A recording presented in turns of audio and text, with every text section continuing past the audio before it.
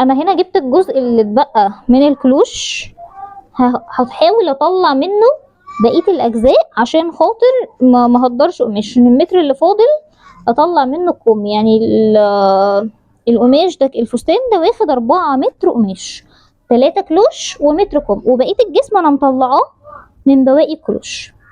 هبتدي اجيب حته متنيه اهو، وهبتدي اجيب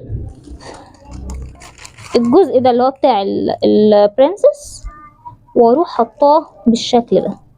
تمام. انا ممكن ارحل شويه عشان زي ما قلت لكم انا مش عايزه مش عايزه اهدر كتير بالشكل ده. وهبتدي اخد سماحات الخياطه بتاعتي اللي هي 1 سنتي بالشكل ده، وهبتدي ان انا هقص وارجع لكم تاني. هنا انا دلوقتي جيت الحته التانية على المفتوحه، الحته اللي فاتت كانت على المقفوله عشان خاطر انا مش عايزه خياطه في الجوانب، لكن دي بالنسبه لي على مفتوحه عادي. هاخد برضو سماحات خياطه يمين وشمال عشان انا هخيط في الناحيتين وابتدي ان انا اقصها.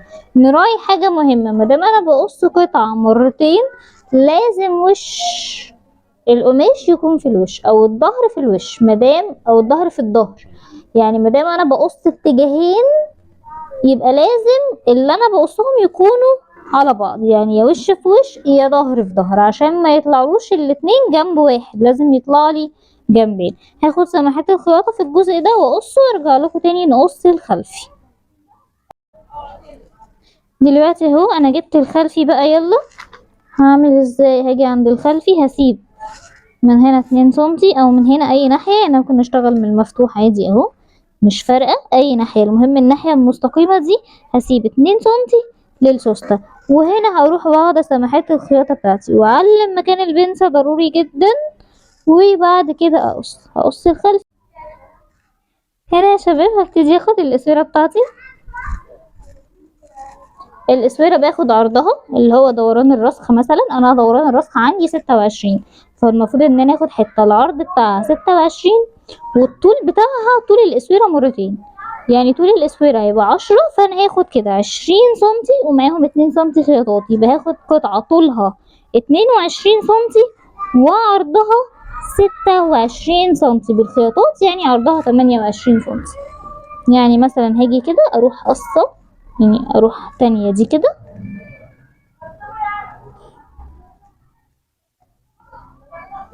واقص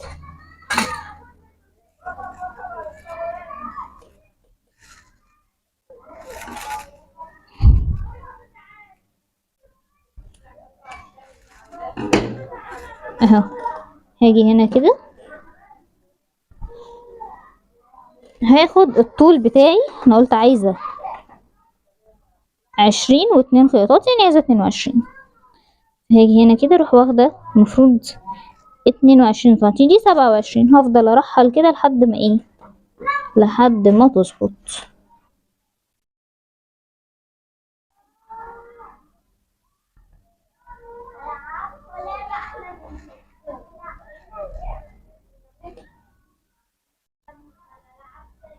ماشي دي كده ظبطت خلاص 22. انا مش عايزه اهدر عشان لسه في حزام هيتقص، فانا عايزه دي كده 22 سنتي. الطول بتاعها طول الاسوره بتاعي او الرسخ بتاعي اللي هو كان 26 بالخياطات 28، يعني نقول مثلا 30 عشان انا هحط زراير. فادي كده اهو دي متطبقه على 2، يبقى معنى كده ان اللي فوق دي هتبقى الاسوره لايد واللي تحت هتبقى الاسوره لايد، ولما هاجي اقفل هروح قافله الاتنين على بعض ومقفله. فالحزام بتاعي اهو، انا الحزام بتاعي هحطه على الوسط بس وهدخله جوه الفستان، مش هيبقى حزام خارجي، يعني هيبقى حزام كده زينه وهيبقى فيه حبه كسرات كده حلوين، فانا عايزه الحزام بتاعي يبقى عرضه كويس كده ومتين.